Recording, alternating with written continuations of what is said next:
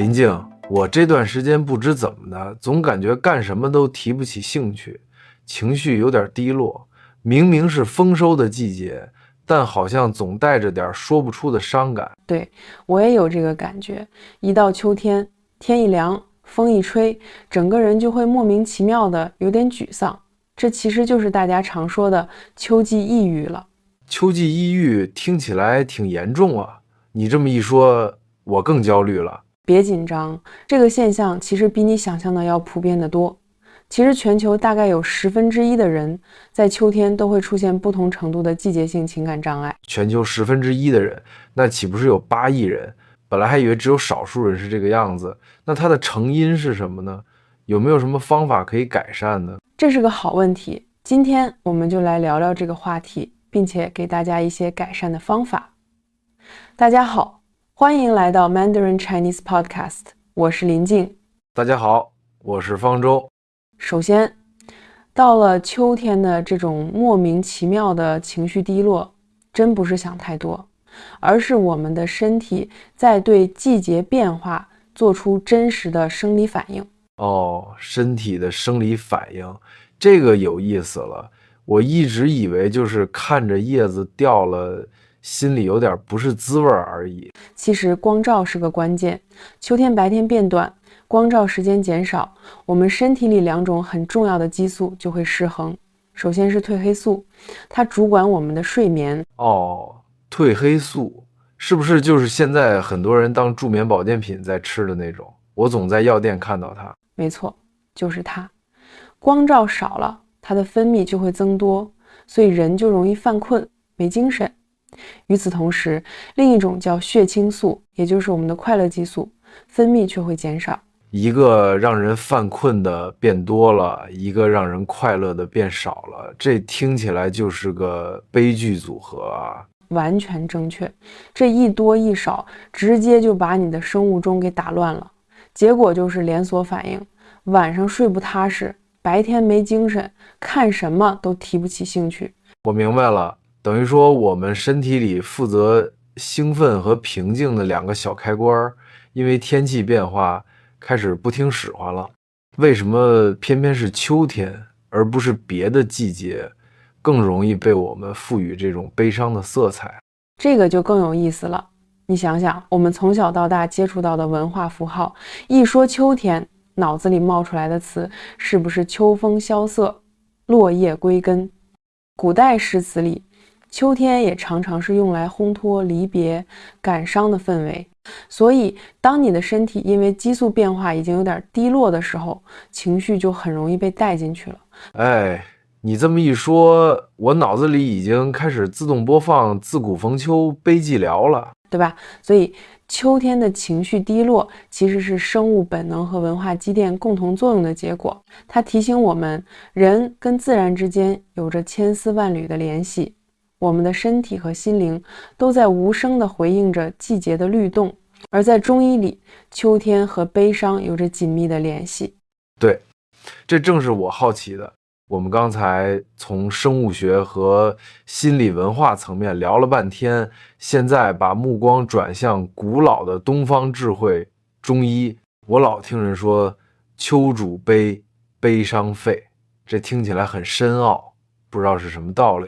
是的，中医认为人与自然是同步的，当自然界的万物都开始收敛沉降的时候，我们身体的能量运行方式也会跟着变化。听起来就像大自然按下了节能模式，我们的身体也得跟着切换。这个比喻很贴切。而在中医的五行学说里，秋天属金，对应的脏腑是肺，而肺这种脏器在情绪上恰恰主管悲伤。所以秋天万物凋零的感觉就会直接影响到我们的肺，然后让我们觉得悲伤。完全正确，所以才有了秋主悲，悲伤肺的说法。这个概念听起来很深刻。林静，你能不能用一个更形象的比喻帮我们理解一下，为什么肺脏会和悲伤情绪联系在一起？它在我们身体里扮演着什么样的角色？当然可以，你可以把肺想象成我们身体里的气体交换中心，它负责吸入新鲜的清气，呼出体内的浊气，管理着全身的气。这个比喻很形象。那它和悲伤是怎么联系起来的呢？你想象一个场景，当一个人极度悲伤、嚎啕大哭的时候，身体最直接的反应是什么？感觉喘不上气，上气不接下气的，胸口还特别闷。对，这就是悲伤过度，直接伤了肺气的表现。反过来也一样，秋天天气干燥，容易伤到肺，肺的功能一弱，肺气郁滞，悲伤的情绪也就更容易找上门来，它们是互相影响的。原来是这样。那在中医看来，秋天的这种收敛沉降，除了情绪上的影响，对我们身体来说，有没有什么积极或者必要的一面？问到点子上了，当然有。收敛和沉降其实是一种能量内收、积蓄力量的过程。就像大树在秋天落叶，是为了把营养收回到根部，准备过冬。所以我们人也一样，要在秋天把能量收回来，为冬天做准备。就是这样。中医常说秋收冬藏，如果秋天不好好收敛能量，到了冬天身体的基础就弱了，容易生病。明白了。所以中医不只是在解释为什么会悲伤，更是在提供一种顺应自然的生存智慧。你说到核心了，既然我们无法逃脱自然的律动，那不如就顺应它。那应该如何顺应它，并找到调整低落情绪的方法呢？林静，你肯定有妙招吧？没错，首先最简单也是最有用的，晒太阳。对，秋天气温比较低的时候，阳光一出来，洒在后背的感觉，顿时就觉得从身体到心里都暖洋洋的，就会升起一种难以言说的幸福感。阳光简直是个天然的抗抑郁药。没错，太懂了。秋冬的早晨，阳光透过纱帘洒在脸上的感觉太幸福了，一早就会有个好心情。就是那个感觉。但是有的地方秋冬光照本来就很少，或者就是持续的阴天，那该怎么办呢？还有一个方法就是运动。现代医学说它能产生多巴胺，让你兴奋。运动能让你的气血通畅起来。中医上说，气滞血瘀则病，气血通畅则健康，是一个道理。对，运动起来根本就没有时间胡思乱想了。我很喜欢去公园慢跑，感觉在室外绿色中活动一下，呼吸着新鲜空气，心情能好很多。你的方法很好，这时候就是要避免大汗淋漓的剧烈运动，选择散步、慢跑这类缓和的运动，避免过度消耗。这其实就是中医说的秋冬养阴，为身体储备能量，打好底子。秋冬养阴这个词听起来很有哲理，养阴是不是和阳相对的？我总听人说要养阳，要多运动，这养阴是不是正好相反，让我们慢下来，多休息？你的理解抓住了核心。阳代表着向外的活跃的能量消耗，而阴则代表着向内的宁静的能量滋养和储备。哦，我明白了。所以养阴不只是休息，还包括补充能量。没错，一方面要像你说的，通过慢下来、多休息来减少不必要的消耗，这就是节流；另一方面，就是要通过饮食等方式来增加内在的滋养，这就是开源。节流和开源这个比喻太形象了。另外，早点睡觉，顺应自然也是非常好的节流。而在开源方面，你可以记住一个简单的原则：多吃热的，少吃凉的。多吃热的，少吃凉的，就是说像沙拉、冷饮这些就要少碰了。没错，秋天天气转凉，我们的肠胃也需要保暖。你想，身体已经要耗费能量来抵御外在的寒气了，如果再吃进去冰冷的东西，肠胃就要加倍工作去温暖它，这其实是一种内耗。哦，原来吃温热的食物其实就是在给身体节能减负。对，所以多喝一些用时间慢慢炖出来的汤，比如鸡汤、排骨汤，或者简单一点，早上吃一碗热乎乎的粥，喝一杯热牛奶或咖啡，都比冰的对身体要友好得多。就是说，关键就是要让身体自己从里面暖和起来，而不是光靠外面添衣服。完全正确，这样内外兼修才是真正的秋冬养阴。这下明白了。说到饮食，有个传统说法叫贴秋膘，要多吃肉，但这好像跟现在倡导的清淡饮食有点冲突啊。我们到底该怎么理解和实践这个习俗呢？这个问题特别好。贴秋膘的本意是在为寒冬储备能量，这在过去物质匮乏的年代是很有必要的。但现在大家营养都够了，甚至过剩了，再这么大鱼大肉的贴，感觉贴的不是秋膘，是甩不掉的脂肪啊。说到点子上了，所以现代人的贴秋膘重点不是标，而是贴。我们要有策略的贴。首先可以适量增加一些优质蛋白，像鱼肉、鸡肉，但更重要的是要配合吃一些滋润的食物来对抗秋燥。具体吃些什么呢？记住一个简单的原则，多吃白色的食物，比如山药、莲藕、梨、百合，这些都是中医里经典的润肺食物。哦，所以不是胡吃海塞，而是有策略的吃。理解正确。再告诉你一个饮食上的小秘密，想让秋天的心情更稳定一些，可以多吃小麦制品。小麦制品，你是说面条、馒头这些？对，还有面包、披萨、法棍，甚至意大利面，都属于这一类。其实这背后涉及到中医的一个重要概念，肝主疏泄。肝我懂，疏泄，这听起来像是在说河流、管道之类的东西，跟情绪有什么关系呢？你的联想非常准确，疏泄就是疏通、宣泄的意思。在中医里，肝就像是我们身体情绪的交通枢纽，负责调畅全身的气机和情绪。如果这个交通枢纽堵塞了，也就是肝气不舒，人就容易抑郁烦躁。哦，所以肝气不舒就像是情绪上的大堵车。没错，而小麦，尤其是带麸皮的全麦，在中医里被认为能入肝经，有安神、缓和情绪的作用，就像是给这个交通枢纽派去的疏导员。原来小麦还有这个隐藏功能，大自然真是好厉害。你想想，在咱们东北天寒地冻的时候，要是心里不痛快，回家吃上一大碗热气腾腾的打卤面，是不是瞬间感觉什么事儿都不是事儿了？那种从胃里升腾起来的温暖和满足感，就是一种最朴素的鼓舞肝气。哎呀，你这么一说，我口水都快下来了。看来这些方法都是在教我们怎么从细微处着手，调整生活习惯，给身心带来改变。没错，身体舒服了，心灵的负担也会轻一些。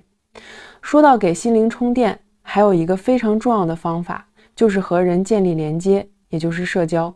的确，天气一冷，确实就不太想出门了，感觉一个人待着的时候更多。是的，但主动的社交恰恰是打破这种低落循环的关键。你可以约上3、5好友，吃顿热气腾腾的火锅。温暖的社交关系是抵抗所有负面情绪的天然免疫力。有道理，一个人闷着容易胡思乱想，跟朋友聊聊天，吐槽一下，感觉就好多了。我有时候也会看看电影，听听音乐，暂时忘掉烦恼。不过这些方法感觉更像是转移注意力，有没有什么方法能让我们更好的面对这种情绪呢？还有一个很好的方法，阅读。因为阅读提供的是一种深度的、安静的连接。社交媒体上的连接是喧闹和表面的，但当你翻开一本书，你是在和一个作者的灵魂进行跨越时空的对话。那种原来不止我一个人这样的共鸣，是一种巨大的慰藉，它让你感觉自己被看见、被理解了。的确如此，我在情绪低落的时候，什么都不想干，就会下意识地刷社交媒体，一眨眼几个小时就过去了，心里反而感觉更空虚了，甚至还有点懊悔。但找本书躺在沙发上读一读，心情会舒服很多，那种共鸣感真的很治愈。但有的朋友说，情绪低落时书也看不进去，这可怎么办？如果我们情绪比较凌乱，我们可以先试着与自己对话，写日记。写日记我试过，但有时候感觉就是把烦心事又写了一遍，会不会反而越写越难过？这是一个非常好的问题。的确，很多人都有这个顾虑。其实关键在于，写的目的不是重温坏情绪，而是为了整理它。整理情绪这个说法很有意思。你看，混乱的情绪就像一个人在山里迷路了，感觉是不是压抑又无助？就是这种感觉，感觉自己被困在里面了，特别无力。而写日记这个动作，就像是你在沿途做标记，或者画一张地图，你每写下一句，就等于在地图上标出了一个点，慢慢的，整座山的轮廓就清晰了，你也知道自己在哪儿了。这个过程，你就从迷路者变成了勘探者。我明白了，这就是古诗中说的“不识庐山真面目，只缘身在此山中”。对，苏轼的这句诗用在这里太贴切了。我们要看到这个情绪，观察它，分析它，接纳它的存在，而不再是对抗。接纳它的存在，而不是对抗。坏情绪不是要消灭掉吗？这就要说到最核心的一点了。喜怒哀乐这些情绪都是正常的，允许自己悲伤，就像允许自己快乐一样，都是完整生命体验的一部分。也就是不要把情绪低落这个事情看得太过严重。对，情绪有变化都是正常的，就像波浪一样，有高有低，要接受自己的状态。很多时候，我们之所以痛苦，不是因为情绪本身，而是因为我们抗拒自己的情绪。我同意，但现在社会环境好像有点情绪内卷的意思，总在推崇积极心态。在这种氛围下，我们怎么才能真正做到不焦虑、不抗拒自己的负面情绪，而不是只停留在口头上说我接受？这是一个很好的问题。我觉得关键在于区分接纳和放纵。接纳不是说我今天不开心就躺在床上一动不动，什么都不干。接纳的第一步是先对自己说，我现在感觉很难过，这是正常的。承认它的存在，而不是假装它不存在。对，然后带着这份难过，试着去做一件能让自己稍微好受一点点的小事，就像对待一个生病的朋友，你不会指责他，而是会给他关怀和支持。我们也要学着用这种方式对待自己，用对待朋友的方式对待自己，这个比喻很棒。你这么一说，我感觉彻底通了。从身体的激素变化到东方的古老智慧，再到我们刚刚聊的内心调节，感觉我们把所有的方法都串起来了。没错，我们今天聊的所有方法，其实串起来就是一个完整的策略，调整秋季的低落情绪。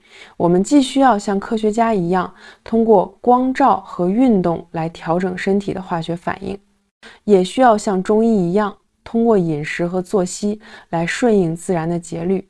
但归根结底，我们更需要像一个哲学家一样，通过阅读和书写，学会与自己的内心和平共处。其实这一切都指向一个核心，那就是秋季的情绪低落，它不是一个需要被消灭的敌人，更像是一个来自大自然的信号。而应对它的方法也需要内外兼修，既要照顾好身体，也要滋养好心灵。最根本的还是接纳情绪的起伏，培养内心的韧性。总结得很好，所以这份季节性的低落，与其看作是我们的敌人，不如把它当成大自然寄来的一封信，它邀请我们放慢脚步，向内观看。在万物归藏的秋天，我们能否也学着接纳自己的情绪，像大树一样坦然的落叶，好把养分留给根部。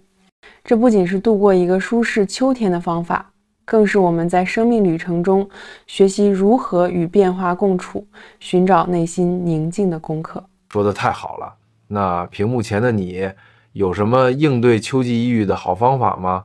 欢迎在评论区留言跟我们分享，也别忘了点赞、分享和订阅。希望今天的节目能给你带来一些温暖和启发，陪伴你度过一个平和的秋天。感谢收听，我是林静，我是方舟，我们下期节目再见。拜拜。